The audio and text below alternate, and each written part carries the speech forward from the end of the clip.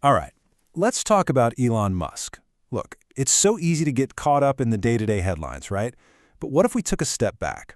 Today, we're going to peel back all those layers and really look at the strategic architecture he's been building. And we're going to do it using a fascinating framework from the strategic analysis firm Aquavis Advisors. So the Aquavis analysis kicks things off with this just incredibly bold statement. I mean, think about it. Not just the richest person, but a critical national security asset. That is a massive claim. So the big question is, how on earth do they get to that conclusion? And that's the key, right? This isn't just someone's hot take or an opinion piece. It's a deep, strategic analysis.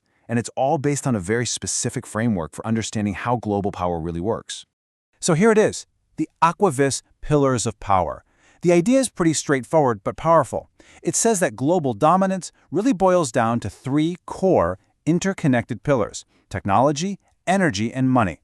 So, for the rest of this explainer, we're going to use these pillars as our lens, and you'll start to see how Musk's companies might not be a random collection of cool projects, but actually, strategic chess pieces on a much, much bigger board. Okay, let's dive into Pillar 1, technology. The subtitle here is an interconnected techplexity. And that word, techplexity, it's a great term coined by the analysis to describe what we're talking about. It's not just one company or one piece of tech. It's a deeply integrated, complex system of technologies. Now, to really get this, the analysis says you have to completely reframe how you think about his companies. Let's start with Tesla. We all think car company, right? But the core argument here is, nope, it's a robotics company. It just so happens that its first robots had wheels. And this is where it gets really interesting. Think about it. Every single Tesla out there on the road, and we're talking over 7 million of them now, is basically a roaming robot, collecting insane amounts of real-world data 24/7. That data is what trains the AI for full self-driving, and that AI is the foundation for the humanoid robot Optimus. You see what's happening? It's a self-reinforcing flywheel. More robots mean more data. More data means smarter AI. And smarter AI means you can build even better robots. It just keeps spinning faster and faster. Okay, so you've got millions of robots driving around, but how do you keep them all connected? How do you make them work together as one big, coordinated system? That's a huge problem, right? And that brings us to the next critical piece of the puzzle, Starlink. The Aquavis analysis has this brilliant metaphor for it. They call it the nervous system of this whole technological body. I mean, it makes perfect sense. Starlink is what provides that nonstop anywhere-on-Earth connectivity. It's the network that links all those Tesla robots together, turning them from individual units into a single cohesive network. And of course, none of this would even be remotely possible without SpaceX. Their reusable rockets are what make it affordable to build out this massive constellation in the first place. The synergy between the companies is just undeniable. All right, so we've got the hardware, the robots. We've got the network, Starlink. What's missing? Well, the whole system needs a brain. It needs real intelligence. And this is where X, the platform formerly known as Twitter, and his AI company, XAI, enter the picture. Just think about what X is. It's a real-time, global fire hose of human conversation. Billions of thoughts, ideas, arguments, jokes, all happening right now. It is a completely unique data set, and XAI gets to train its intelligence on that continuous stream. It's basically a direct pipeline from the human hive mind straight into an AI. Okay, so we have the robots, we have the network, and we have the AI brain. The whole system is almost there. But what's the final piece? What's the ultimate interface between us, humans, and this whole machine ecosystem? You guessed it, that's where Neuralink comes in. The whole idea is to create a direct brain-computer interface. We're talking about the ultimate communication layer. The goal? To allow people to interact with and even control this entire technological system. Not with a mouse, not with a keyboard, but directly with their thoughts. Okay, pause for a second.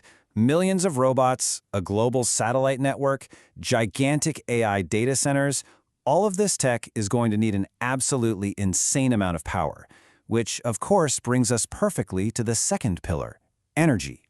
And the approach here is just classic Musk, right? First principles thinking. Instead of fighting over existing resources, you go straight to the source. And what's the ultimate source of energy in our solar system? The sun. It's a massive nuclear fusion reactor just hanging out in the sky for free.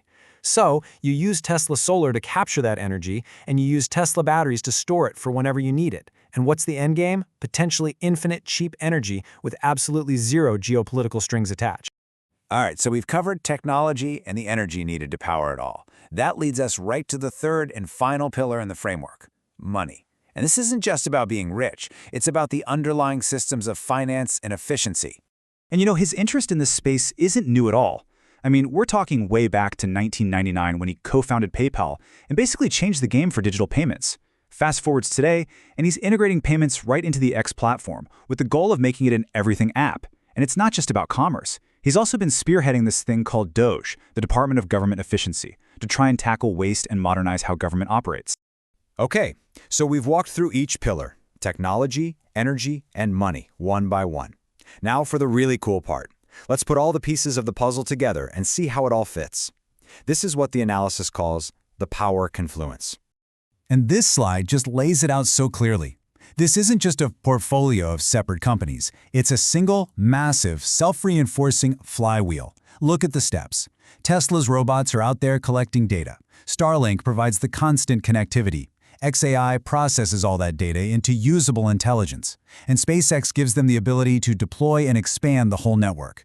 Each piece doesn't just add to the whole, it multiplies the power of every other piece. And this is how we circle all the way back to that explosive claim from the beginning. According to the Aquavest analysis, when you start listing the absolute cornerstones of modern national security, well, look at the board. You need independent access to space? That's SpaceX. You need global satellite internet? That's Starlink. Autonomous systems? Tesla.